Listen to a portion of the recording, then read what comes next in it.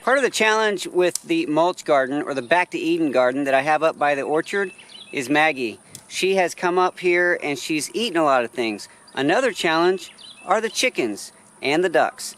2 seasons ago, I dug my rows, planted my seeds, and nothing grew. So I dug my rows and planted my seeds again, and I turned around and noticed that the ducks were wiggling their bills right down the row, eating all those seeds. The only thing that I've had successfully grow in this area so far are the bush beans. Somehow the ducks missed those seeds and they grew up into beautiful, healthy plants, and we harvested a lot of green beans. Eventually, I plan on keeping Maggie out of the orchard altogether. But in the meantime, I'm gonna use this metal carport structure and surround it with a cage to make a 10 by 20 enclosed garden up in the mulch garden.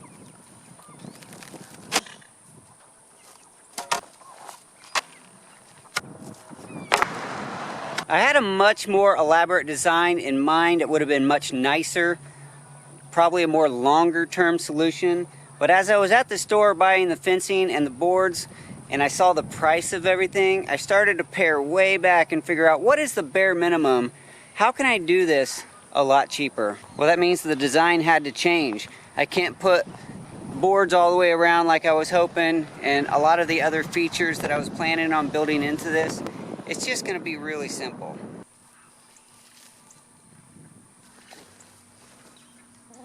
After a year or so, this soil has become very dark and very crumbly. You're a pretty camera lady. Thank you. You got a cute helper. We're cutting boards to make a one wall and a doorway for that garden.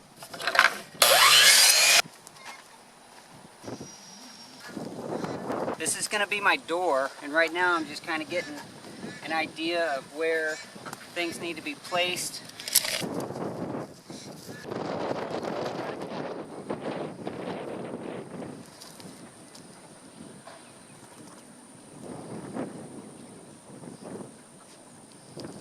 Woo!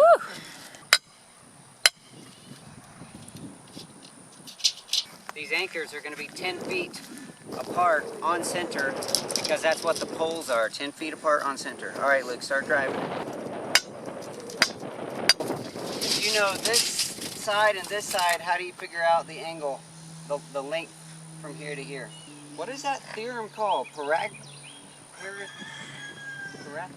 So there's a math problem. The problem is I don't know math, but I do know, based on my history of math and construction, that a squared building, in order to know that the foundation is squared, you measure the diagonals. And in order to know the length that the diagonal is supposed to be, you have the short side and the long side, then you do some math and you come up with... Anyway, we did the math, and we have 264 inches. 264 inches. Okay, great. Well, you guys got some dirt in your holes, too.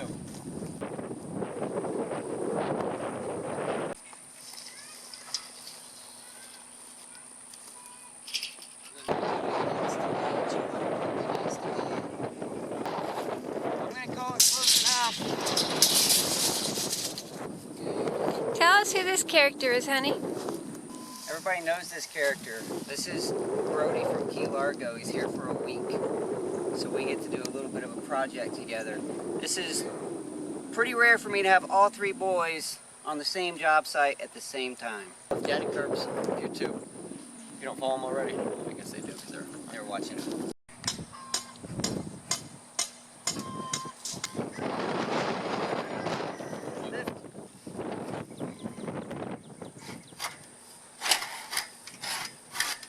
It's probably not perfect, but now that we have that rebar in place and we did our best to take the measurements, the building, the structure is solid. It won't blow around, it won't move, and it's fairly square. While I have lots of help, I'm going to get this wire pulled around the building and put in place. I'm only putting wire on 3 sides and then building that wood structure on the north side.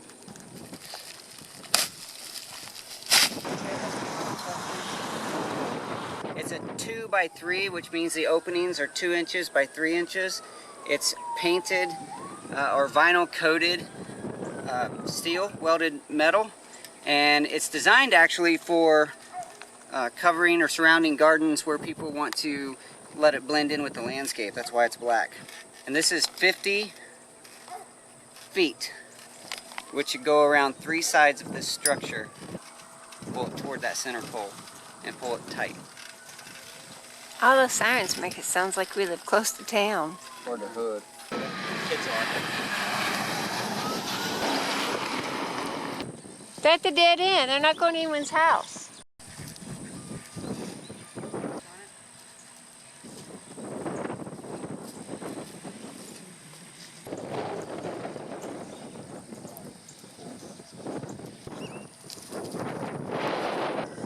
These zip ties are UV protected, which means they're going to last a little longer out in the sun.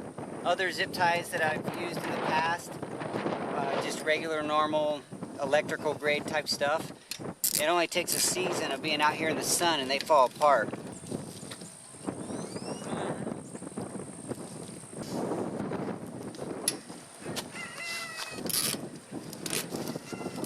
Oh, look, Maggie's cake. Luke has Crocs. Brody's got boots. Espen's wearing flip-flops. And Daddy's in sloggers. Take your hand off his shoulder, it's bothering him. You know, put your hand on Dad's shoulder. Like this. There you go. Slide that board under it.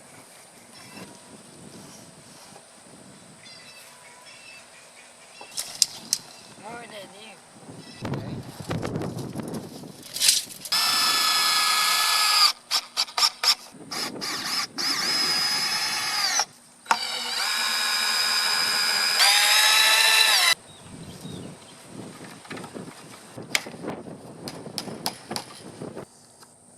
Pumpkin! Pumpkin!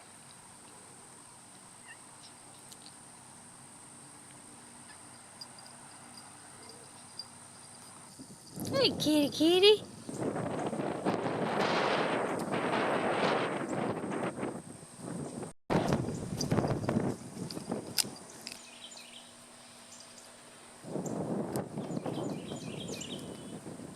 Using little brackets that we cut and made, I'm going to put it around the pipe and into the 2x4 to hold it in place.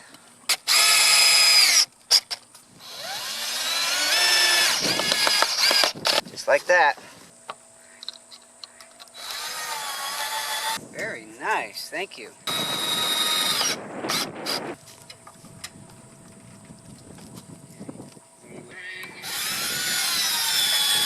Right now we're building the door. Luke's putting the screws in on the brackets. It's going to hold the door square. I cut 4 corner brackets at 45-degree angles so they can help hold the door nice and square so it doesn't sag once we get it built.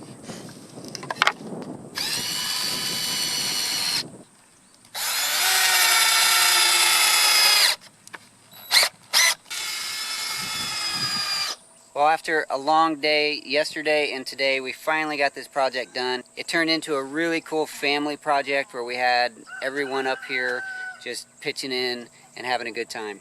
So what we ended up doing, finishing this wall, the lattice work was given to us. It was a free material, so we decided to build the front wall. This is the north wall. It'll block just a little bit of the north wind. The sun angles are from east to west. The southern exposure is the desired sun exposure, so this is not going to block anything. It really just gave it a cute look on the north side and allowed to use some free materials. So the door was finished. I think it looks pretty nice. We found some free hinges and a free handle. This material came off of pallets here. So the only thing I paid for was the cedar and the wire. The structure itself came from someone who was moving a couple years ago. That metal carport structure has served several purposes and now will probably live the rest of its life right here in this mulch garden, giving me a protected garden. So let's go ahead and check this out. The door swings nicely.